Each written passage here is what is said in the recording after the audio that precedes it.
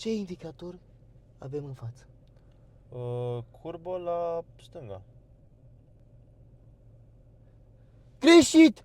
Cum să fie curbă la stânga?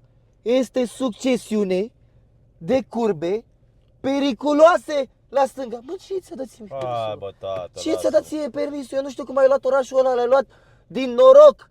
Doamne ferește, tu omori lumea pe stradă, mai ai și mașina mea, mi-am omor și mașina.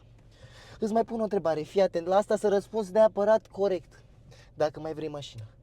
Ce faci atunci când aștepți la semafor să se facă verde, dar în stânga ta se află un Porsche Panamera?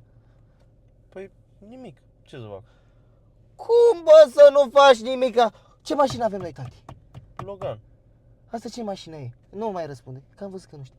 Mașină de șmecheri. Noi trebuie să demonstrăm lui ăla cu Panamera că noi suntem români din aia. Dai în întâia? Dai în întâia și îl întregi cu...